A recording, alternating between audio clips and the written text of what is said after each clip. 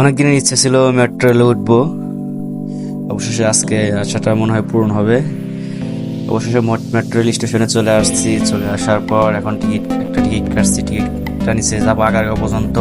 আগারগাঁও পর্যন্ত টিকিট নিল আমার কাছ থেকে 60 টাকা। টিকিটটা নিলাম, নেওয়ার পরে স্টেশনটা একটু ঘুরে ঘুরে দেখতেছি কেমন।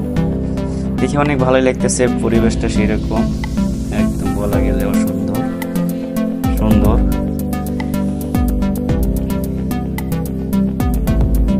আমাদের মাঝে এখন মনে হয় অল্প কিছুক্ষণের মধ্যে ট্রেনটা আসবে।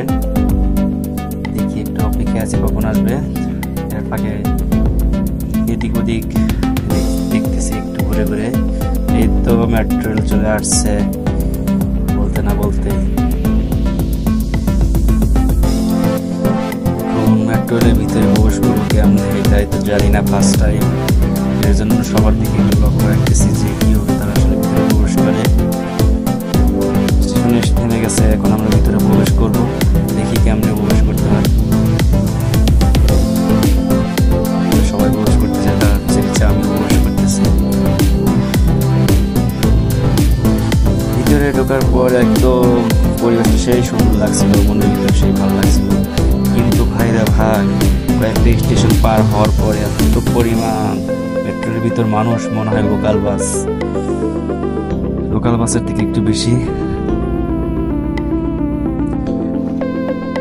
বলতে না বলতে আবার আরেক স্টেশনে এসে থামলো মেট্রো রেল। এখান থেকে যাত্রী উঠবে, পরবর্তী আবার রওনা হলাম। বাইরের প্রকৃতি একটু দেখাচ্ছি। অবশেষে আমি আগারগাঁওতে এসে পৌঁছে হলাম। স্টেশনে নেমে, পেট্রোল থেকে নেমে এখন আমরা এই যে আগারগাঁও এসে গেছি। বাইরে বের হবো এখন।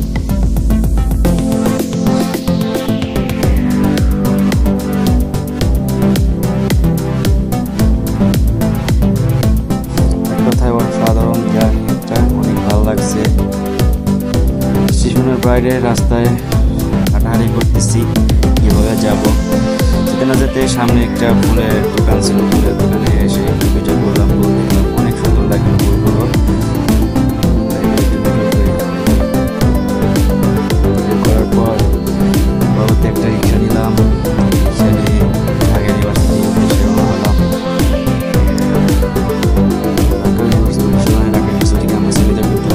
কার্জন হলের ভিতরে সামনে, কার্জন হলের ভিতরে ঢুকে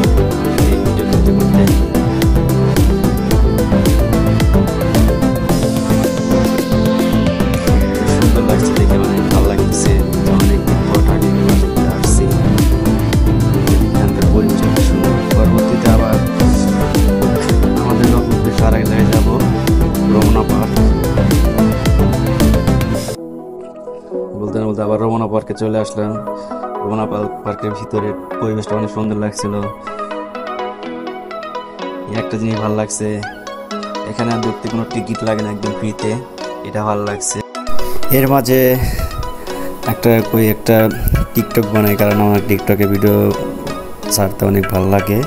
তার জন্য একটা টিকটক ভিডিও বানাই। একটা টিকটক ভিডিও বানালাম। আর দুঃখের বিষয় বেশিক্ষণ ঘুরতে পারি নাই।